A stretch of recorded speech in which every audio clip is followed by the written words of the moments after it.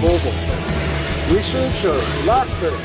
I knew I had a friend who sold Volvos, and I bought a used one. Actually, I went to him and I bought 3 trucks from him for another school. Actually, the only Class 1 part of it was me, and I did some Class 1 work for them and trained their own staff to drive the trucks. That's going back 10 years ago. But my friend sold Volvos, and he found me a couple of used ones. And then the company actually bought a Freightliner that I used to drive with another car hauling company. But anyway, I'd always liked the Volvo. You know, I don't have anything wrong with any of the others, the Kenworth or Pete's or whatever, but Volvo just sort of suits me. I got a table in my truck, so I got 2. I could have 4 for dinner in my truck. Cabs are incredible. Yeah. Some of them have bathrooms and microwaves and bunks that yeah, I don't have a bathroom, but I got a microwave. I have a TV. I don't use it, but and a fridge, of course. I think some have showers too, don't they? Yes, there are. You bet. Yeah, they're sort of a cylindrical thing. They pull up and then they have a shower. It's a little RV on wheels. Yeah, yeah. You can have them in all kinds of configurations. Some of those big moving companies, they've got a 10-foot cabin behind them, and they got everything in there. I'll bet you they have day beds and everything in there. It's so big, but they're away from home, you know, weeks at a time. Yeah. Yeah. So what's your favorite truck of the show? Well, I love that Mac. That's my favorite. Is that the B53, right? Yeah, it's a 58, I think, Mac. Yeah, I love it. 58, but I think the series was a 53. Something like that. I'm not familiar with it from its original days, but looking at what he's got there, it's just magnificent. You know, he had to fabricate a lot of the parts himself. So. He did, eh? I see it's by Dwight, which is his name. His name's Clark, incidentally. Yeah, neat. But the paint job on it, the finish, the meticulous attention to detail. It's magnificent. Absolutely magnificent.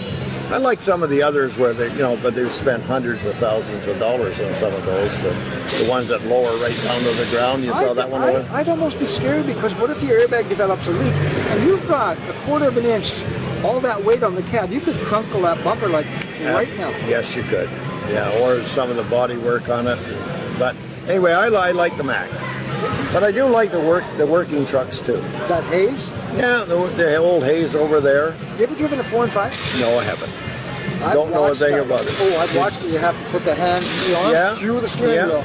And what an art. Yeah. Because you can shift those things like 6 ways to Sunday. That's right. There's a whole bunch of combinations. Yeah, yeah. No, I only been driving 14 years, so I never got around to doing it. Those intimidate drivers. I guess so. 4 and 5? Yeah, they would intimidate me, for sure. And I'm sure that Hayes over there has that. Oh, yes. Yes, it does. And there was a couple of his trucks that have 4 and 5. I got pictures of them. Yeah. So let's give a plug out to your website. It is? Well, the website is under development, but it will be OTRDrivingSchool.ca. Perfect. Over the road. Yeah, but the name of my company is Over the Road Driving School, based in Langley.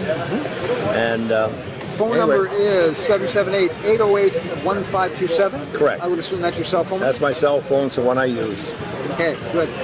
Class 1 and 3 air brake plus air brakes. Call us for a free obligation explanation of our driver training courses. One of the big things I like to promote is that if they call me, I will answer the questions correctly, so that they have an absolutely clear picture whether they want to be a truck driver or not. And I will answer some of the asked questions. You will turn away people that other schools might accept. Correct. I can only take 4 at a time, so I'm not going to say but you're more discerning. Well, I hope to have the one who really wants to work with me. I would sooner do a boutique. If I was going to take my Class 1 again, a boutique shop like yours. I think that's what I got. Than a puppy mill. They call them puppy mill driving schools. Yeah, I don't do that. The reason I won't work for another company is I don't want to teach any of those cheap courses. I can't take it. It's not in me. They're dangerous. Yes, in my opinion they are. One of the judges here yesterday I was interviewing him, and he's got degrees like in trucking and in safety. He said they're the most dangerous thing out there on the road, those cheap courses. If they have the luck through the road test, then there's no control on them from that point. That's right.